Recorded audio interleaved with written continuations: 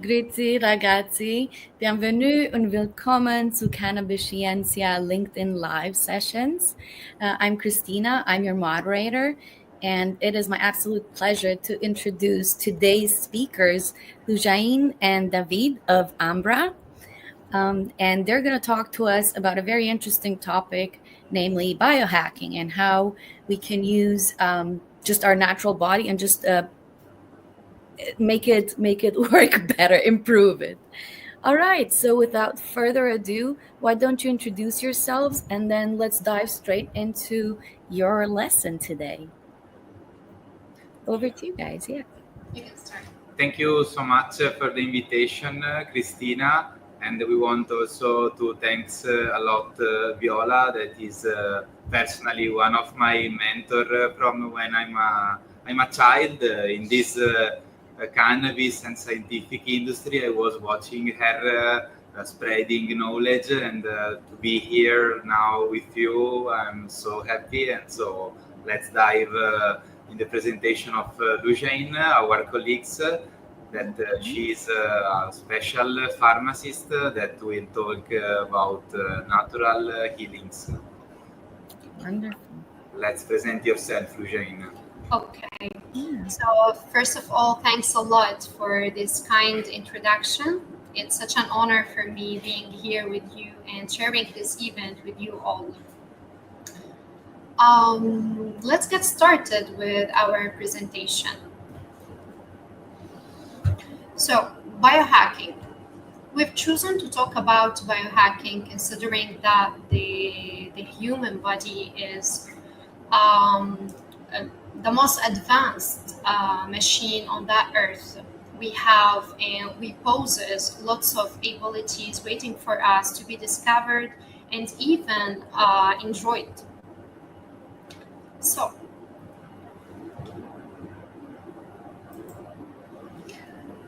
now at this presentation, we're gonna cover lots of points starting from general definition of biohacking, the main types. We're gonna focus on nutritional biohacking, especially intermittent fasting, types of intermittent fasting, and why it is considered as a form of biohacking. And in the end, the cellular and genetic impacts of this kind of fasting. Let's get started with the general definition. What does it mean, biohacking? It is the practice of making the small science-based changes to your lifestyle, body, diet to improve your performance physically or even mentally. In a simple way, we can say it is the reaction of your body to what is exposed to daily, from the air you breathe to the food you consume, even the social environment that you surround yourself with is among the most important and significant factors that can hack you either positively or negatively. Also, the medications and the technological practices, such as implanting chips under the skin, can be also part of biohacking. But what makes it really interesting, the tools in terms of biohacking is, you can say, simple and accessible, a sort of renewable also, sleep, exercises, meditation. I mean, we don't need an invention. We don't need like a complex tool to apply this approach in our life. It already exists within you. You just need to understand it, deal with it, and apply it in your life. So now, types of biohacking. There are many actually. We're going to highlight a few of them, starting with the mental biohacking. Refers to techniques aimed at improving cognitive function, the mental clarity, and the emotional balance, such as meditation, breathwork. Also, the healthy self-talk could be considered. The environmental biohacking refers to controlling your surroundings, like air, temperature, lights. And to understand it in a better way, let's give an example. Imagine you're going to sleep and without turning off the lights in your room. How will your body respond? Definitely, it will not produce enough melatonin for you to enter a deep sleep. Instead, you're biohacking your body, sending signals actually to maintain a constant state of wakefulness. At the best, you will get some sleep, definitely, but not at the quality that your body and especially brain need. Then the genetic biohacking, modifying genes to enhance genetic traits or reduce risks of diseases. And the best example about this kind of biohacking is the CRISPR mediated genome editing, which was used for the first time in the human body to treat rare type of blindness called Leber congenital amaurosis 10, LCA 10. And the gene editing tool was injected directly into the eye to fix a mutation in a specific gene called CEP290. And results showed improved vision of the most of the patients. Then the nutritional biohacking, which is the most important one, because we're exposed to food not only once per day, we can say more than 3 times per day. So nutritional biohacking focuses on diet, supplement, and fasting, and especially intermittent fasting.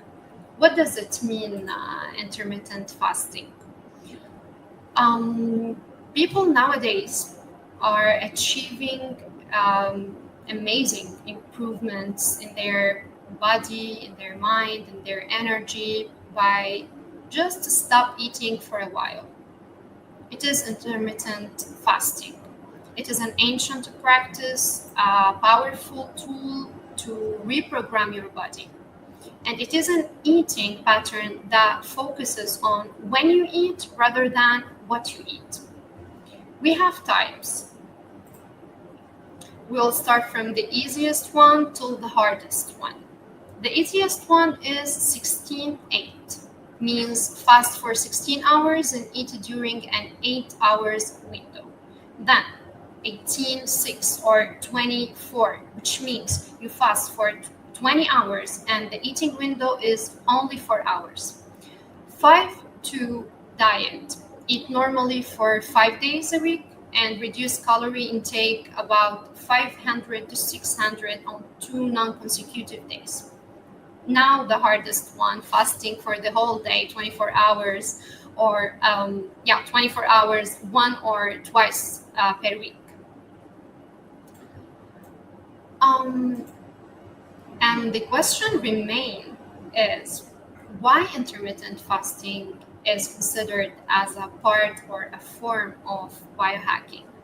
And to give an answer to this question, we will go together on a trip with a healthy adult following an 18-6 intermittent fasting schedule. And we will see what happens in the body, especially regarding to glucose level, blood pressure, hormones, and metabolic changes.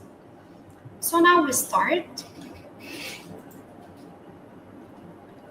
So now the step of just after your last meal, you just eat and the glucose is high, around 120 to 140, depending on the meal, if it's balanced, high with carbohydrate, high fibers, etc.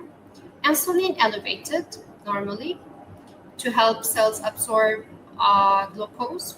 Blood pressure normal or slightly elevated, hormones, serotonin and dopamine spikes slightly if the meal was satisfying. So after 4 hours of eating your meals, the last meal, your body will start to use glycogen for as a source of energy and glucose. Then, after 8 hours, the glycogen stores running low. So the glucose decreased to between 70 and 85. Insulin is low. The body starts shifting toward fat for fuel. Hormones, norepinephrine increases to help the body boost alertness, and the blood pressure slightly decreases, especially with dehydration. Then, after 12 hours, glucose is stable between 65 to 80, insulin very low, ketones begin to appear in small amount, body enters light ketosis using fats for fuel. Hormones we have here, and at this step, the brain-derived trophic and neurotrophic factor increases. This will help the improve the memory and the focus. Serotonin and endorphins increase slightly. Okay, so now after 18 hours, time for eat. We finished fasting.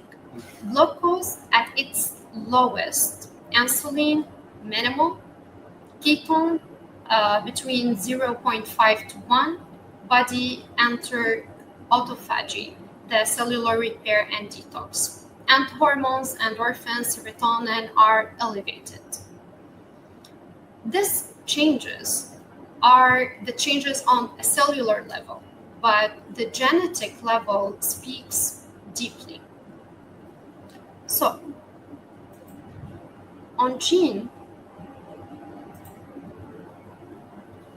many studies observe multiple changes in gene expression, starting with the gradual decrease in expression of the energy storage related gene, acetylcholinesterase carboxylase, to the activation of fatty acid oxidation genes such as carnitine palmitoyl transferase A1, till we reach a point that the gene responsible of autophagy in highly expressed. And we mentioned autophagy twice. So what is the link between this kind of fasting and the natural cellular process which called autophagy? And to understand it better and experimentally, we will discuss this article. This is an experiment done on fasted and non-fasted mice. Discusses how short-term fasting induces profound neuronal autophagy. So the gene responsible for this process, the autophagy, is called LC3P gene. And its expression, as we mentioned before, typically increases after 12 to 16 hours of fasting, especially when insulin level drop and the AMPK, the activated protein kinase, which is an energy sensor, activate the autophagy when the energy in the cell is low. The activity of this protein rises. So this is the result of the experiment, and we can see here in the photos cross-sectional images from the brain of normal fed mice and fasted mice. And we have here two colors, the green one and the red one. The green one indicates autophagy activity, and the red one is for sorry. And the red one is for the mTOR pathway, which is the pathway that inhibits the autophagy when the nutrients in the cell is abundant. So here in the merged photo, this is for the normal fed mice. We can notice both colors, the green one and the red one. Here we can see with 2 days fasted mice, we can see only the green one, which gives us an evidence that the autophagy linked tightly with the IF, the intermittent fasting. So now with Davide, we will see how can we monitor the values of glucose and ketones. Yeah, let's dive into the last part of our presentation that is mostly related to a practical example on how to fast scientifically. Because as our colleague Lujain showed us, in theory it's all incredible and seems obviously we are easily going into this practice. But actually we will face two main problems that some people can abandon because of some difficulties, because they will go out with their friends and they will see a lot of food to eat. They will not able to resist. Maybe they can drink alcohol and so on. Maybe not, but we think that people that will embrace this type of regeneration can also do it scientifically. And as we are in 2025, we have also many tools that obviously we can go in a clinics and ask to the physician to put us under a flebo with all the machinery and stuff, but also we can do it at home without any problem. As Lujain was showing us, all the studies we found showed us that during fasting, the hydroxybutyrate levels increase. That is one of the most prevalent type of ketone in our human body. And this beta hydroxybutyrate is correlated with the activation of PAR alpha and PGC1 alpha, that are key genes in oxidative stress response and mitochondrial biogenesis. So it's something that we are inducing in our body, actually happens, and we can also monitor it. And it's very interesting because during fasting, you can do at home, you can do for free mostly. You can check with yourself if you are doing well or not. And what is interesting is that once you have like a sort of confidence with your body, you can also like avoid to use electronic tools. You can only talk with yourself, sort of, but maybe also in the initial stage, it's useful to do it. And what we are searching is the metabolic switch, because from when we pass from a normal type of eating to fasting for the activation of the transcriptional activity and gene expression related to ketogenesis, we are searching a precise moment. So, designing the practical experiment, it would be to settle our baseline the day before we start fasting. So, we will take the baseline blood glucose, and also we will have, for example, with if the instrument is in video, also both the measurement of the blood levels, of the blood sugar level and the ketones level. After that, we will need to measure during the fasting the blood glucose and ketones daily using or a glucose keton meters, or there's other devices we will talk about briefly. The suggested times that we give you are after 12, 14 or 16 hours into fast, and you can also have an optional timing 1 hour post meal, just for your comparison, just to see how your blood levels changes, and you can also compare what happens depending the type of meal you go to eat.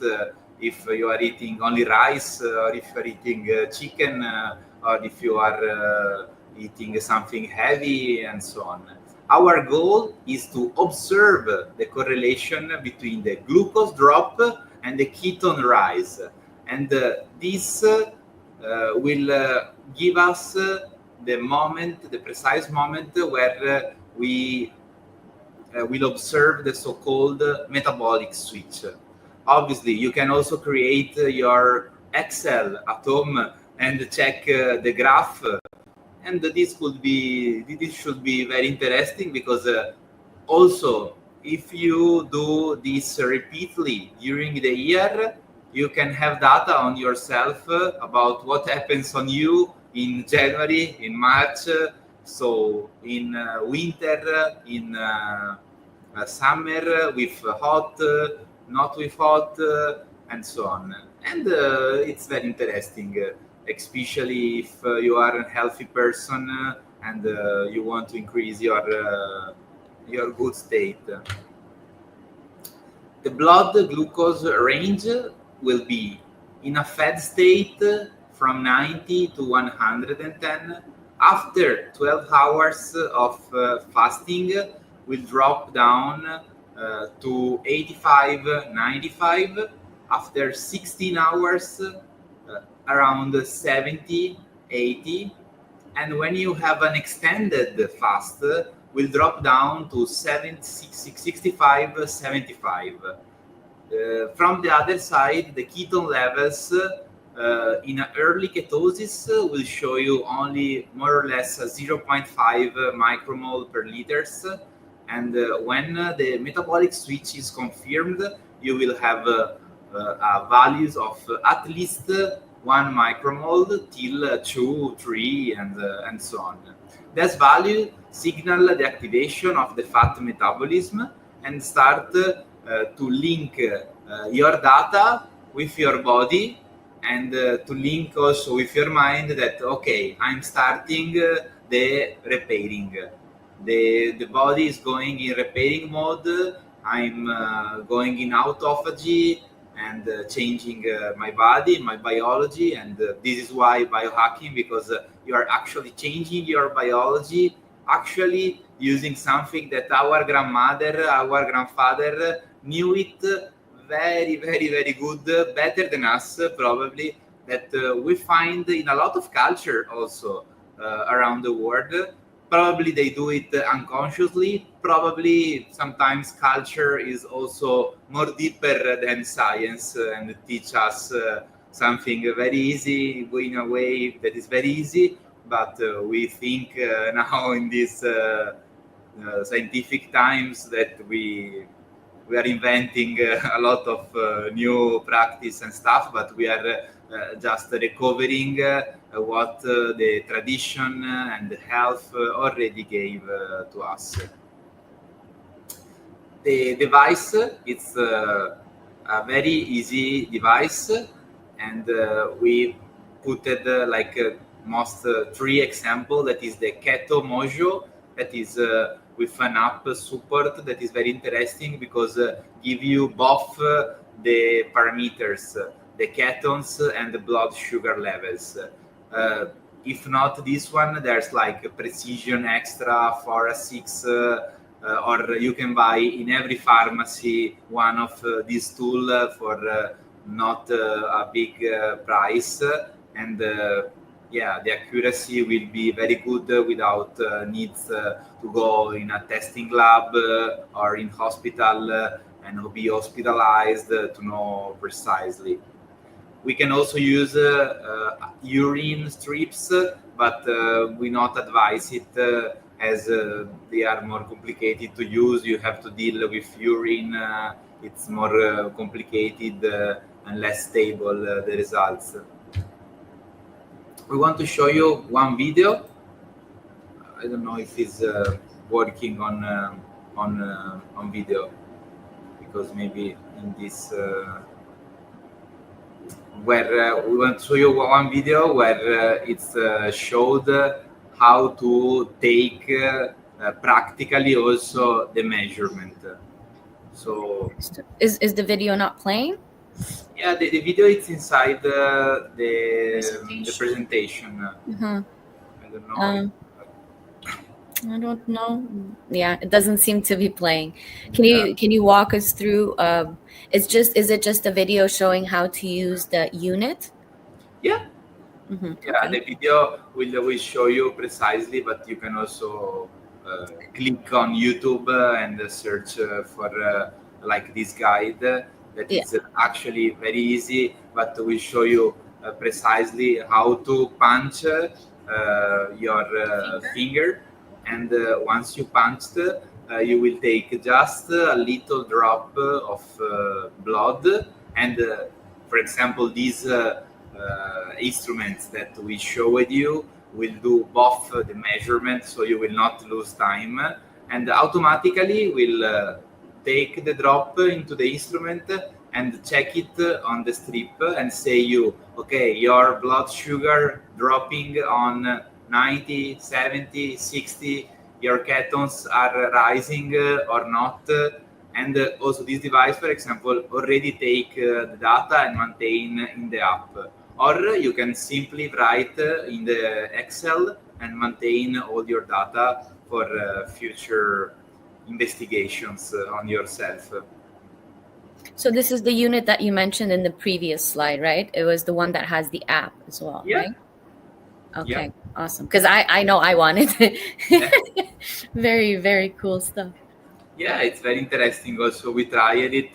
Now we don't think it's very good that we strip our blood out here in direct with you guys, but yeah, actually we are in a testing lab. We can do it. You know what? Anything for science, right?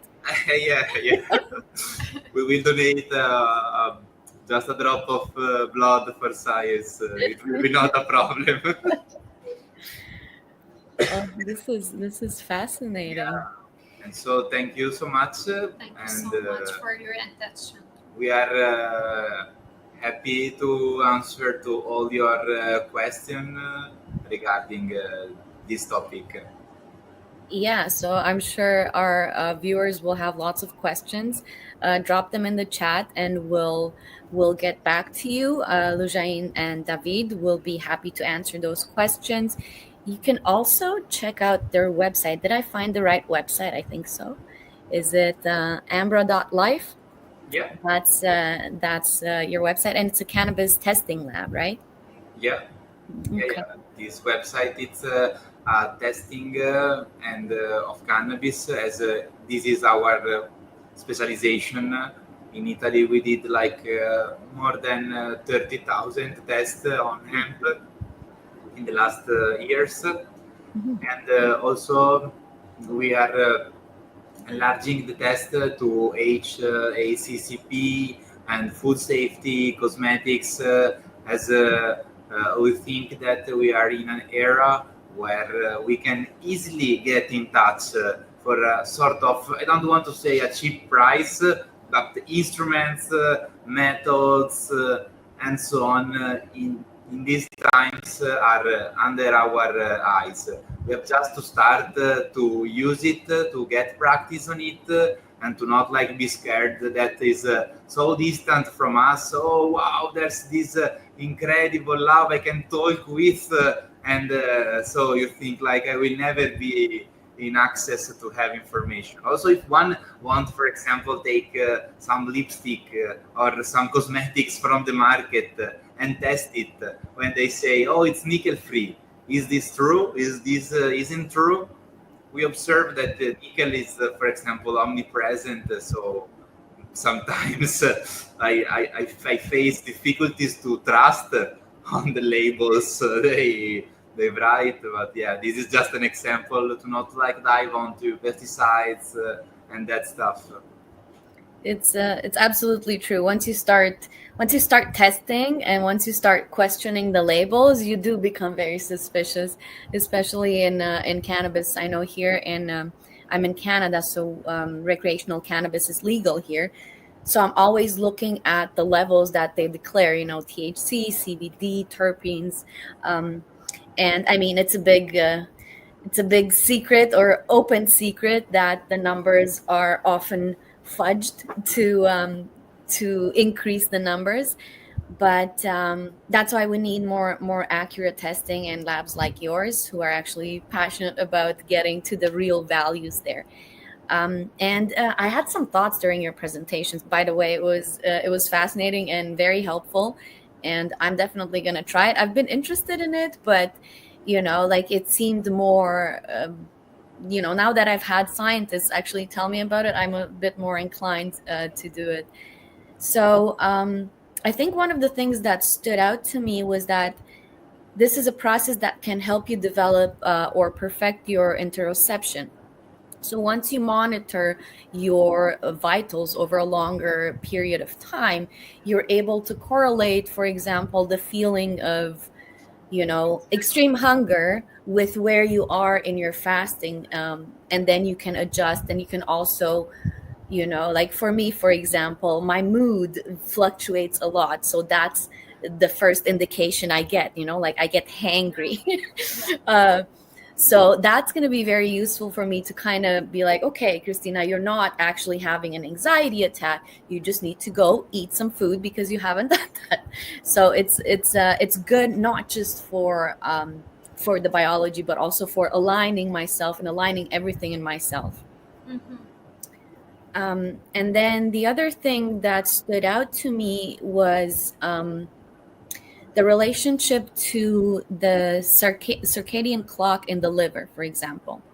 So I've during my studies, I presented a paper that was talking about the circadian clock in the liver, and that actually resets after 16 hours of fasting.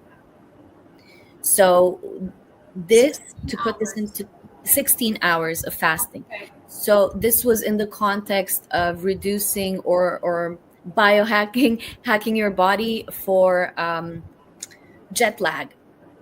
So when you fly across the ocean to another continent, there's the circadian clock in the brain that responds to light, and there's the one in the liver that responds to food intake. So you can reset your brain circadian rhythm by resetting the one in your liver. So can you tell us a little bit about how that is related?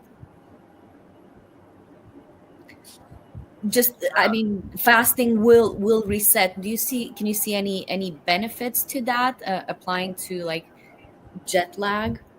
Yeah, for sure. Also, this I felt every time I go in airplane and I have to do an international shift. For example, when I go in India and similar, I have like to reset completely my set of brain and liver. So usually in the plane or in the airport, I don't eat at all, in order to reset completely the body. And then when I go down, I also wait, and I wait to to arrive in a very safe place where I can completely have all my stuff and food, and I feel very good. Differently, also when I was younger, I was like going from Italy to Canary Island or I don't know, to Amsterdam or to Germany.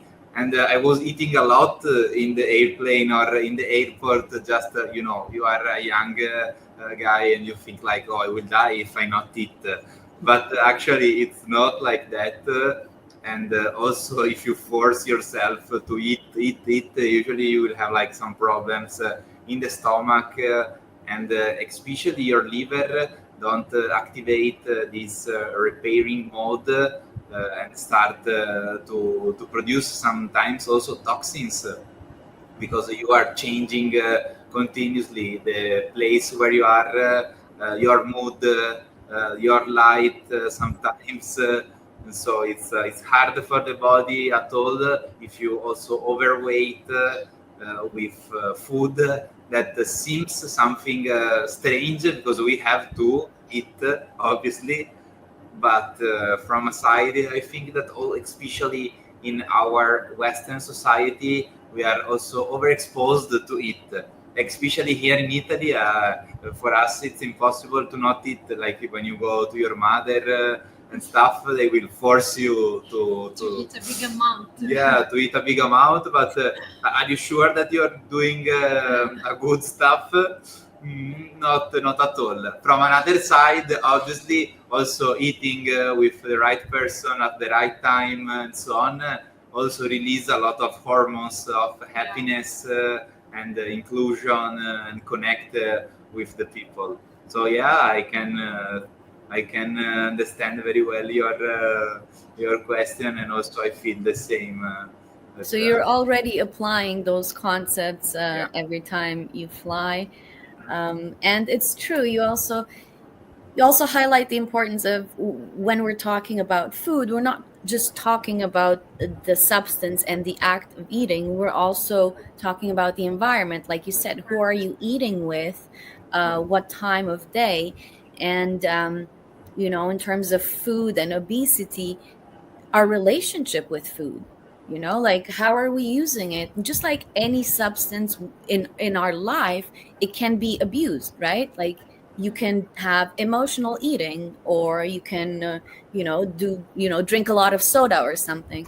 So it's important to put that into the context. Yeah, very, very, very interesting For example, presentation. in India also they have the Ayurvedic clock that you have to eat something very precise at different time of the day. Now I'm not like a big expert of this, but I have a friend that with whom we have a company in India, and they study and produce Ayurvedic products, cream and stuff directly from the Himalaya. And also last time when I went, I was going in Himachal Pradesh by bus, and at one point I met one guy in the bus, and he started also to talk with me for more than 2 hours about these topics, like saying me, no, there's pitta, kapha, you have to take care, it's important. And I also was saying like you, like, bro, I don't know precisely in what time I'm now, because I came from Italy. In Delhi, it's 1 hour. Now we are near to the Himalayas, is another hour time. So let's see tomorrow when I arrive at home and I resettle my clock.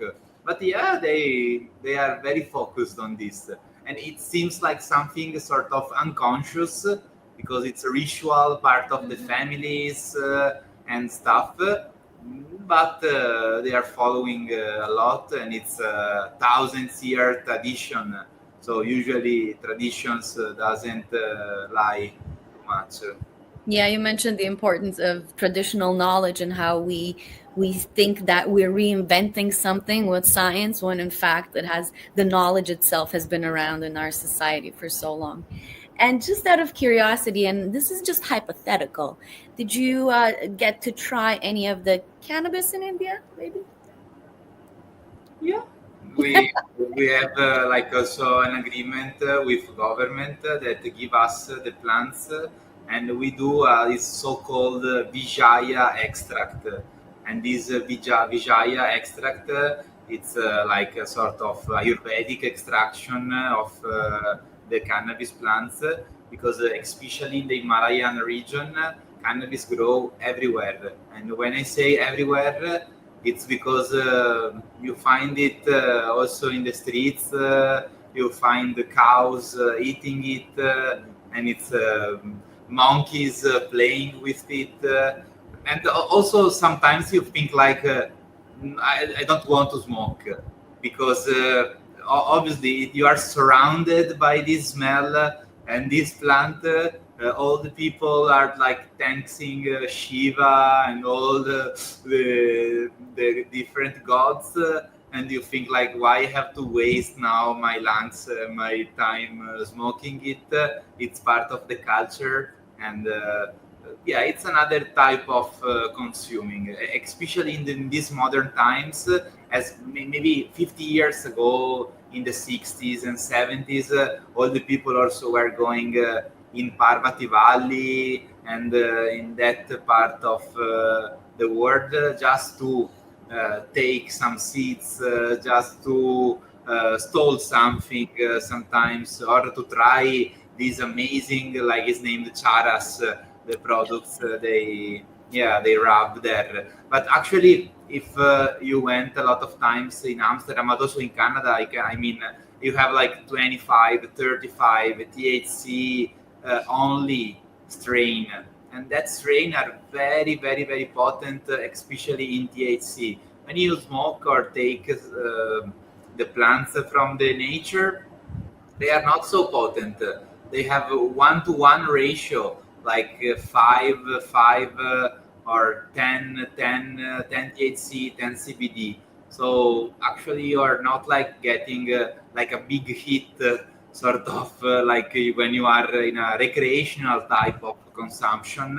But it's a very, very, very deep medicinal and meditational type of effects. So actually, yeah, obviously we tried, but the focus when you arrive there, it's shifted from recreational perspective to a really deep healing perspective. I was also not expecting it. That's a very valuable insight. How you can reap the benefits of cannabis without smoking it by just participating in the cultural aspects of it and the ritual aspects. And you also mentioned something that I personally believe very strongly about the importance of low THC. Because the plants have evolved for 25 million years towards a balance of the medicinal compounds, whether cannabinoids, terpenes, flavonoids. And then in the last 100 years, starting with prohibition, we've seen an increase in THC levels in order to maximize production. And I believe that that has pushed us away from, like, yes, THC is a valuable medicinal component, but what are we losing? What have we lost when we've pushed towards high THC? And what I've seen personally out in the field, when I'm speaking to customers, a lot of them come back and they say, this 30% weed did not get me high. It not get me high. So THC alone is clearly not enough. My personal hypothesis, and it's a working hypothesis, is that there's something to do with the levels of CBG. Like if you push towards the production of THC, like you have the homeostasis, right? You push towards one or the other, you lose. For example, if you lose the CBG, which is the precursor, maybe having a small amount of CBG is what contributes to the entourage effect of the high experience, not just the THC high. Yeah, and what from my perspective is also very interesting is that in the modern world, all the people are actually growing like clones. They like to clone the plant, they grow and indoor usually in a best way that obviously from a passionate, also from my point, it's amazing to see. It's all perfect, all like you think, whoa, these plants can never express something better. But from a medicinal point of view, we are losing also not only CBG but minor cannabinoids, and also we are losing the diversity of seeds during the seasons. And what is interesting, for example, in Morocco or in India or is in the so-called producing countries, is that you harvest the resin from the plants, and so the resin it's a sort of average of what a field of plants produced, not from what a single special clones produced in that specific environment, specific conditions. That obviously, maybe for a person that have, I don't know, a specific problem or a specific pathology, and science demonstrated that that strain in that condition give that set of cannabinoids and is okay for him or for that type of specific health issue. It's okay, I can understand it. But usually I also asked to myself a lot of times, are we pretty sure that we know where we have the problem?